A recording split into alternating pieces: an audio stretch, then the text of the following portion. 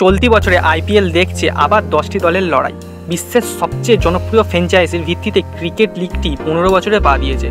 ভারতের IPL model অনুকরণ করে অস্ট্রেলিয়া, শ্রীলঙ্কা, পাকিস্তান, বাংলাদেশ শুরু করেছে নিজের টি-20 লিগ। 2016 সালে পাকিস্তান যে শুরু করেছিল এই লিগটি, তার নাম ছিল পিএসএল। বিগত বছরে পিএসএল জনপ্রিয় হয়েছে, কিন্তু তা কি আইপিএলের জনপ্রিয়তা ছাড়িয়ে গেছে? কারণ কিছু প্রাক্তন ক্রিকেটবিদরা তাই মনে করে। আজকে আমরা জানবো এই সম্বন্ধে। ততক্ষণ আপনারা লাইক অ্যান্ড সাবস্ক্রাইব করে রাখুন। আইপিএল ও পিএসএল দুইটি নিজের দেশে বেশ জনপ্রিয়, কিন্তু এদের মধ্যে পার্থক্য বিস্তর।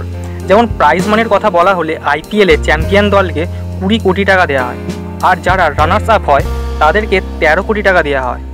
অন্যদিকে পিএসএলের চ্যাম্পিয়ন দলকে 8 কোটি টাকা দেওয়া হয়, যা ভারতীয় কারেন্সিতে 2.4 কোটি টাকা।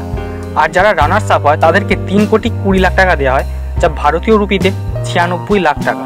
এবারে যদি আইপিএল টাইটেল স্পন্সরের কথা বলা হয়, তাহলে এবছরের টাইটেল স্পন্সর কিনেছেন টাটা, যা প্রায় 670 কোটি টাকা দিয়ে 2 বছরের জন্য কেনা হয়েছে। অন্যদিকে পিএসএলের বর্তমানে টাইটেল স্পন্সরশিপ হচ্ছে এইচবিএল, যার প্রায় 112 কোটি টাকা দিয়ে 4 বছরের জন্য কেনা হয়েছে। এবার যদি আমরা ব্র্যান্ড ভ্যালুর কথা বলি, তাহলে আইপিএলের ব্র্যান্ড ভ্যালু $6.2 বিলিয়ন। আর অন্যদিকে 2022 সাল অনুসারে পিএসএলের ব্র্যান্ড ভ্যালু গেছে $300 মিলিয়ন।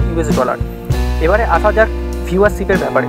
আইপিএলের বর্তমান ভিউয়ারশিপ 405 মিলিয়ন, আর পিএসএলের ভিউয়ারশিপ 51 মিলিয়ন। তাহলে দেখাই যাচ্ছে যে আইপিএল ও পিএসএলের মধ্যে তফাৎটা ঠিক কতখানি। আশা করি আমি সমস্ত কিছু এক্সপ্লেন করতে পেরেছি। এই ধরনের ভিডিও পেতে আপনারা লাইক অ্যান্ড সাবস্ক্রাইব করে রাখুন। ধন্যবাদ।